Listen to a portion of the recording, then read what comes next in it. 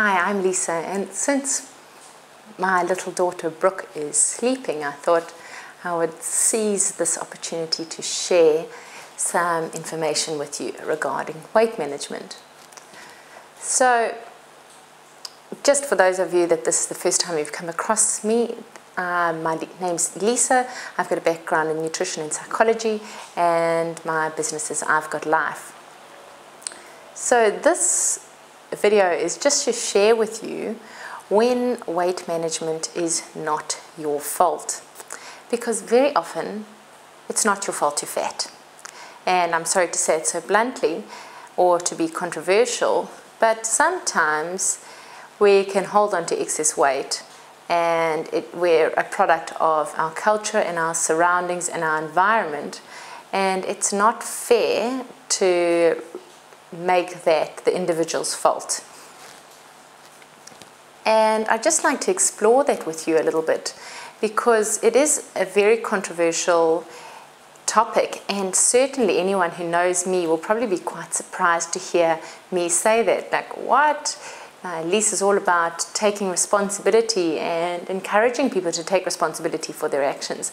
But certainly if you look at something and yeah, absolutely, it might not have been your fault, and you might not have had control over all the circumstances that came about, but that doesn't mean you don't need to take responsibility. So I'm certainly not suggesting that it's not your responsibility or that you're powerless to move forward. You absolutely are powerful, and you absolutely can change your circumstances and take responsibility from now on and be empowered to move forward and change the outcome.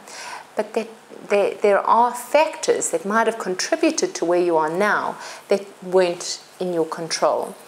And one of those is the world that we live in. Certainly times have changed, and there are things that we aren't in control of. For example, look at a supermarket.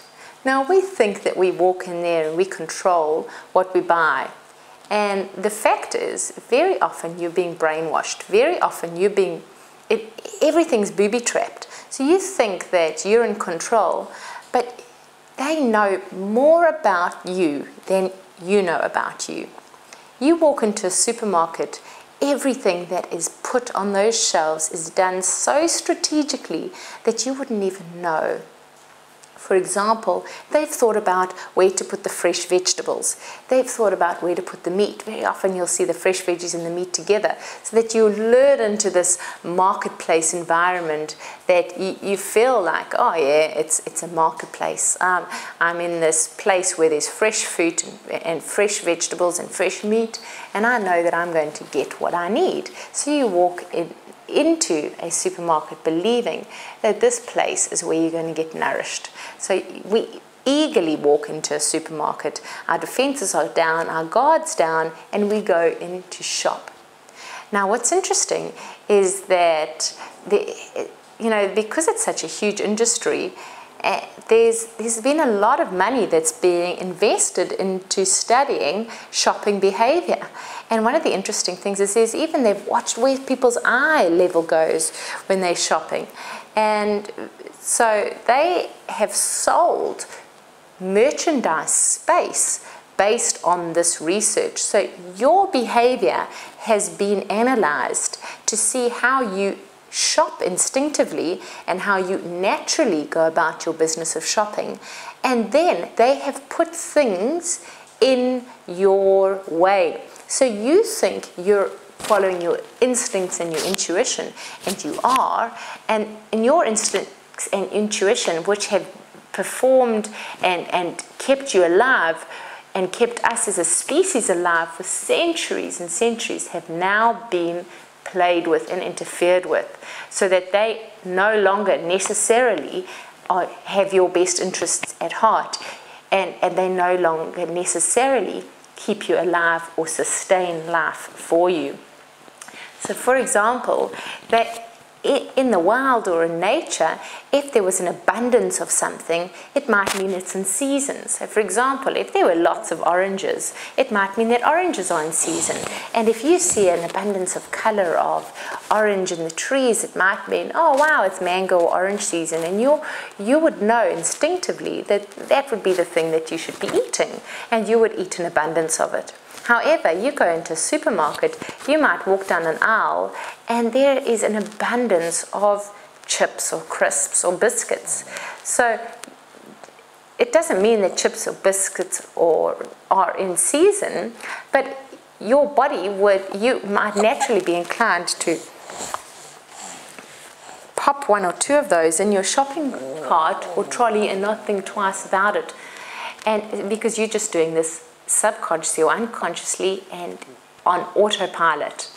The other thing that can happen is we tend to, that you might notice the sales and the things that are displayed at the end of shelves. Well, those are strategically put there because people generally buy things at the end of shelves. So you might walk past the aisle, and at the end of the aisle you see chocolates or the special items, and you pop one in your trolley. Now they know that you're going to do that. Now you don't know that you're going to do that when you walk in, but they know, and that's why they've put them there. So you think that you're in control of everything that goes into your shopping trolley, but if you don't walk in there consciously and with awareness and armed against this, you aren't in control. You're just doing that on autopilot, and something else has been managed and manipulated.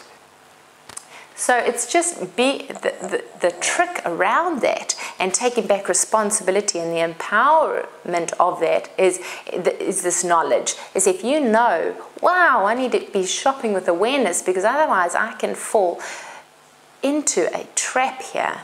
That's what you need to know.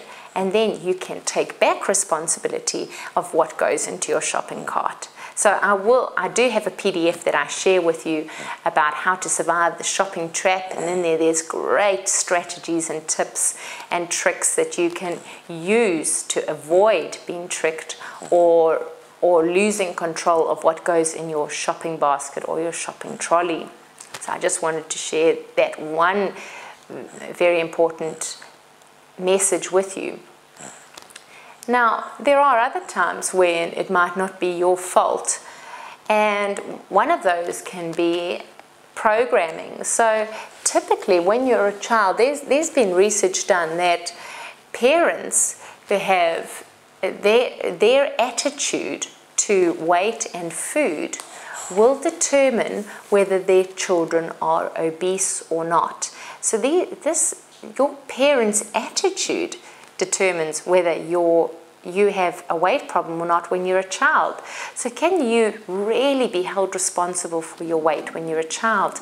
No, because you're not in control of the shopping, you're not in control of what food ends up in your house. You're very often even told what to eat or how much to eat. I mean, how often I can think of my mother saying, just eat it, and not really feeling like I had a whole lot of choice. Obviously, if she'd done the shopping, my mother controlled what was in the fridge or what was in the cupboards and what was on the dinner table very often. And my mother didn't like us to waste food. So my mother would say, if you don't eat it tonight, you'll get it for breakfast tomorrow. And so there's a lot of habits and patterns that are formed when we're children, and beliefs about food that are formed from when our very earliest of days.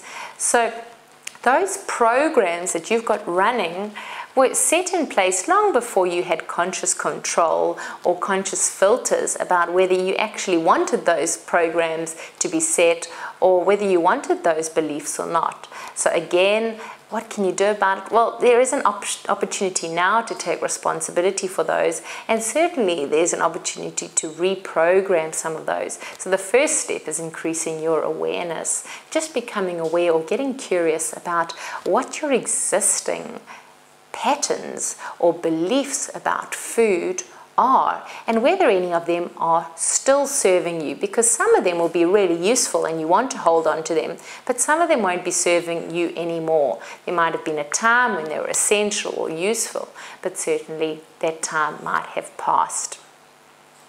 So when else might it not be your fault? Well, some people have genetic conditions, certainly, and sometimes we have a predetermined shape.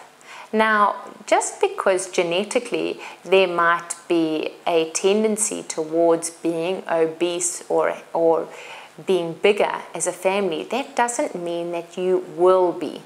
So we can have triggers and we can have risk factors that can lend us towards a certain outcome or make us lean towards a certain outcome. It is not predetermined, though. It is not a definite one will equal another. It's just an increased risk. So when that is in your family, it just means that you might need to explore deeper. What could be the contributing factors here? Some of this might be contributing cultural factors. Some of it might be beliefs, and some of it might be what is going on in your genetics. So for example, sometimes there's an allergy that's common in the parents and an allergy that's common in a child.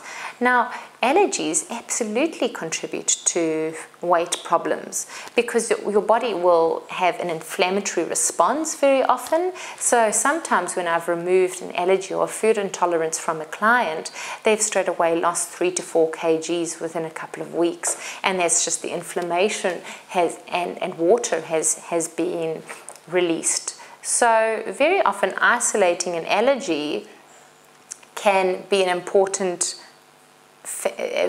thing you can do for yourself in terms of weight management. And it's not your fault. You didn't know that you had an allergy. You didn't know that eating this food, and sometimes it can be a seemingly healthy food. For example, sometimes it's wheat or dairy. Now, you're taught that wheat and dairy are good foods to eat, but you can be eating those and then actually become fat or gain fat or become overweight from eating those foods. And they're seemingly healthy food, but one man's meat is another man's poison. They're not healthy for your body.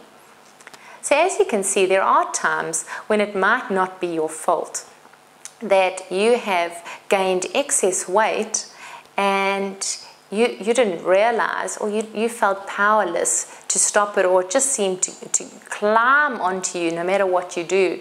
And I have clients that say, but honestly, I don't eat enough to be overweight, or I just have to look at food and I become overweight. And sometimes there can be things or programs running that can make that appear to be true. Please excuse us for a minute, and so I guess this is probably a perfect time to finish off with that section.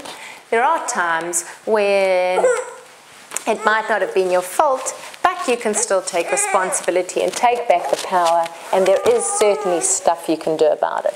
So I just need to go and help my little sweetheart. So I think she's hungry.